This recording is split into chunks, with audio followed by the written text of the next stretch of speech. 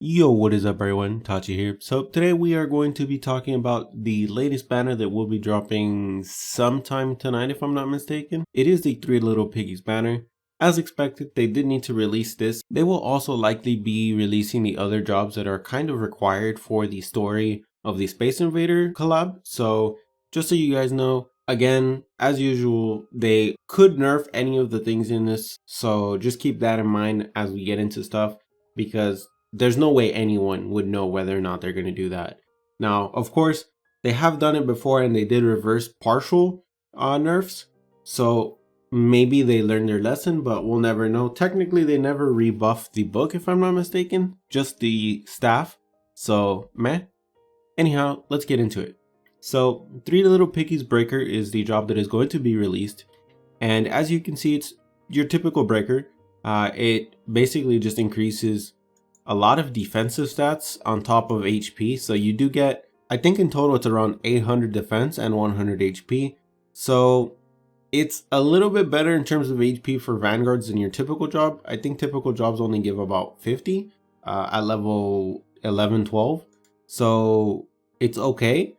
But in terms of defense, I don't think this is that helpful for Vanguards. So this is most likely, ironically, this is probably something that clerics would want, just for the extra defense. Obviously, you get the job and you get the Arcana, that's 800 extra defense. Now, of course, as I've said before, 800 defense is a minuscule amount of defense, but it is enough that you would see a slight increase in your healing. Whether or not it's worth it is entirely up to you guys. I am not going to debate whether or not it's actually worth it.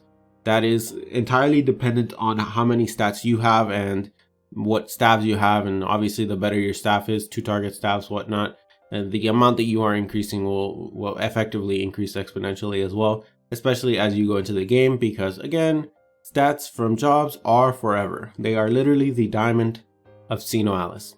But anyhow, let us get into the actual weapons. First off, we're going to be talking about the sword. It is another leeching skill. This time it's fire, and the support skill is not very good, as you guys can see. P defense debuff. I have seen someone theory crafting for some reason. I really don't get it, but it's fine to theory craft. Just test your theory to see if it works.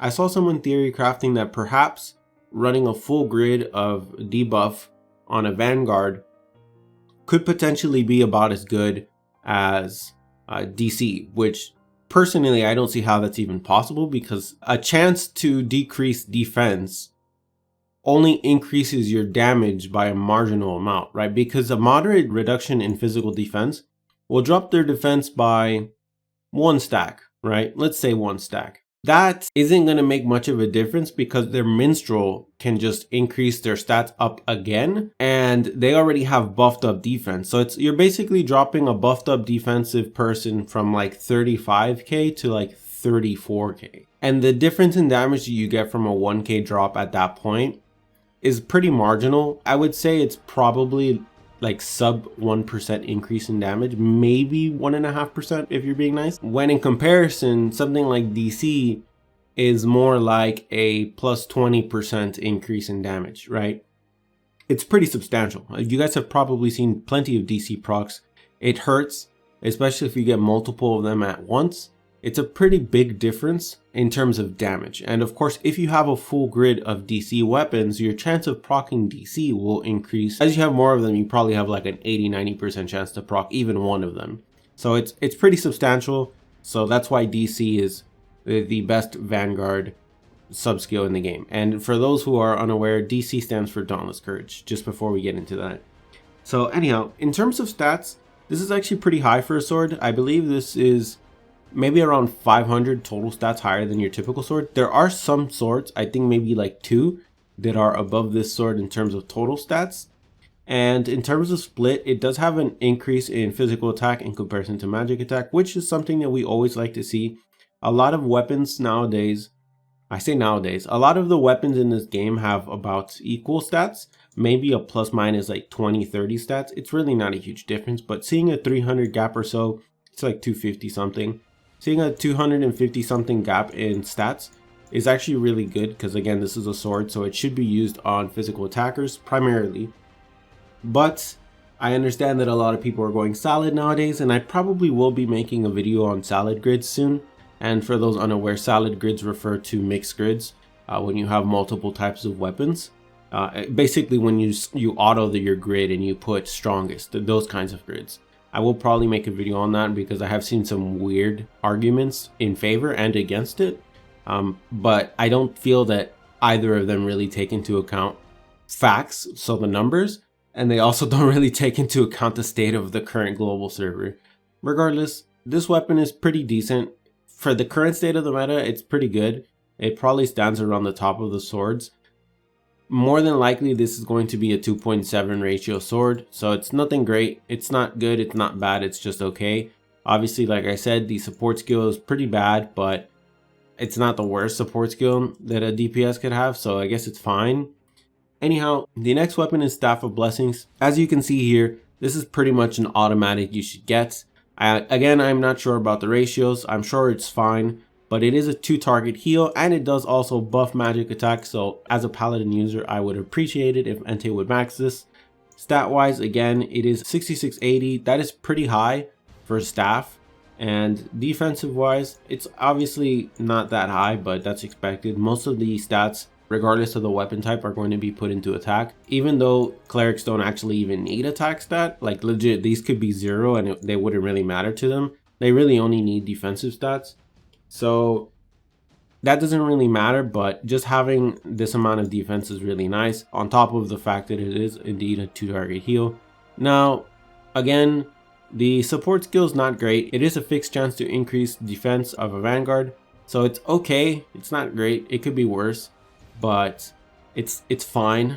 I suppose eventually you will replace this, but it's honestly hard to gauge at this point how long this weapon will last because they are just skipping banners left and right.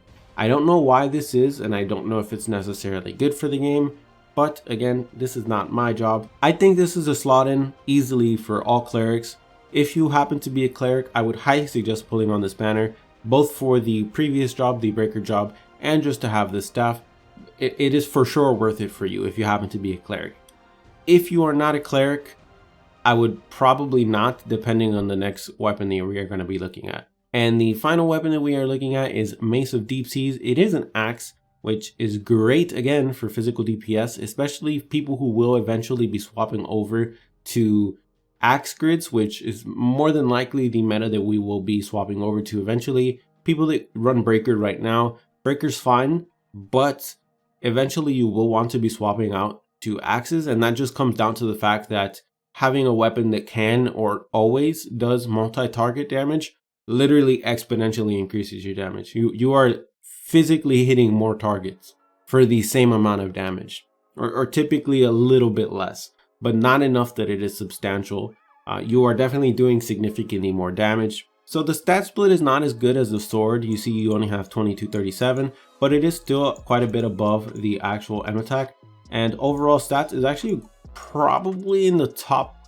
I want to even say it might even be the highest attack weapon in the game for DPS, of course.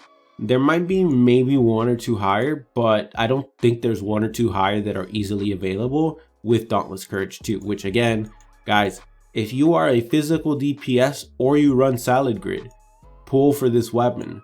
Dauntless Courage 2 on an axe is really good. It is also an 18 cost weapon, which is quite high. I believe most weapons around now are probably cost 16, 17. So it is a very, very long-term weapon for you guys.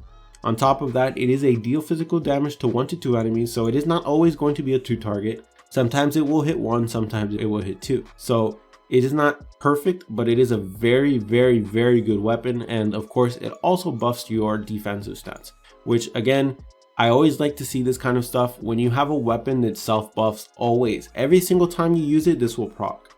If you have a weapon that does something like this, that it procs and it boosts your own stats, it is a very, very good weapon.